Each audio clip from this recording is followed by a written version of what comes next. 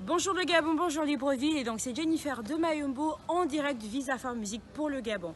N'oubliez pas bien sûr qu'ils seront nombreux, plus de 70 pays à prendre part à ce grand événement. Un festival de musique qui rassemble, et bien sûr on parle de synergie, seront nombreux à faire le déplacement. C'est ici même, ils sont en train de s'apprêter, et donc là vous pouvez voir, la régie est déjà totalement mise en place. N'oubliez pas de rester connecté parce que chaque jour vous aurez la possibilité d'avoir des capsules pour savoir ce qui se passe.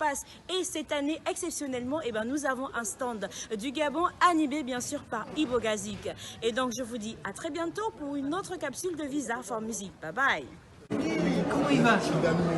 Il nous a envoyé 3 singles. Les 3 derniers singles. Il continue. C'est le père de la musique africaine qui l'a envoyé les sons.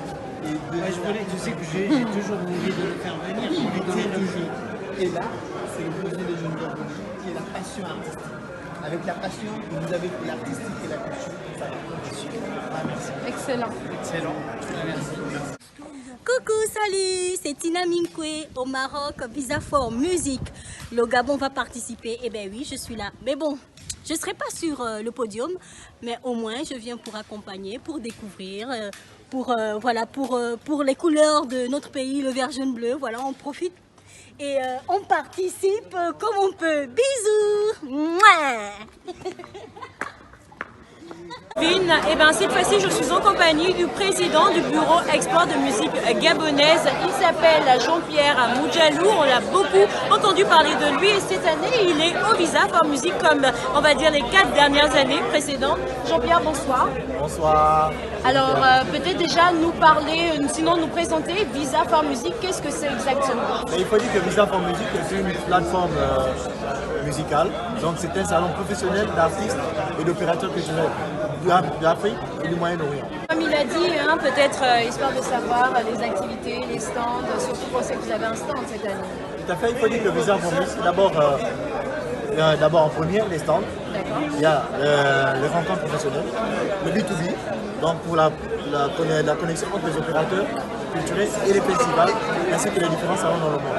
Et nous avons aussi ce Visa for Music, il y a des prestations d'artistes qui vont en live, qui présentent leur performance. Voilà.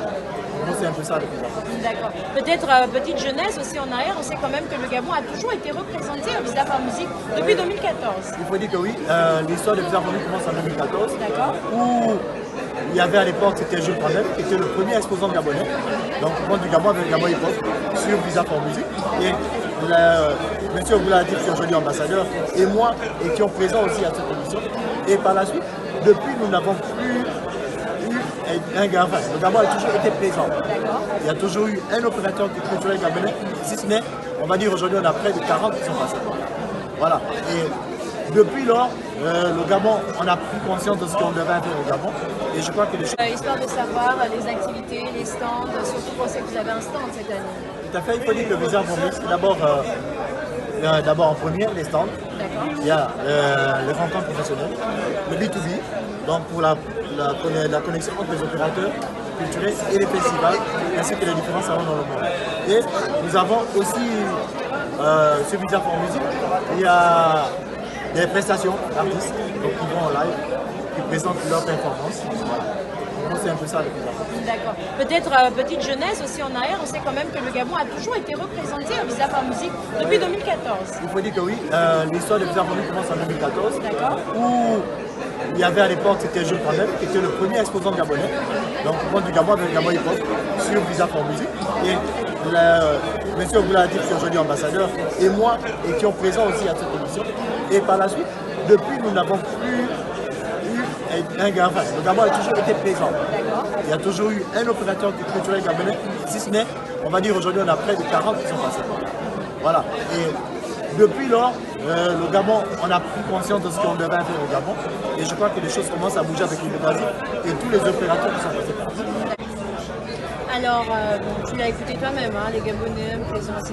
Mais il faut dire que pour cette édition, nous avons non seulement pour la première fois 2 artistes gabonais programmés, donc qui sont Ben et Tiana en bio, et nous avons l'artiste Adango qui sera présent, qui est camerouno-gabonaise pour préciser, donc qui vont représenter les couleurs du vert jaune bleu. Et vous avez le stand Ivogazi. D'accord. Donc, qui est sa 2e année de présence sur le Gabon. Voilà. Et pour finir également, il faut préciser que le maître de cérémonie de ce grand événement n'est autre que Charlie Chant, qui est lui un Gabonais. Tout à fait. Ça veut dire que nous gagnons en présence, nous essayons de travailler un peu plus, parce que nous avons aussi plusieurs partenaires qui sont présents. Voilà, nous avons là, par exemple, nous avons Ozzy qui nous accompagne en visuel, qui est présent sur Visa Formule depuis 2 éditions déjà. Voilà. D'accord. Merci encore à Jean-Pierre Moujalou. Merci également à tous les téléspectateurs de Vibe Africa. C'était Jennifer de Mayombo pour le compte de Gabon Première. Bonsoir.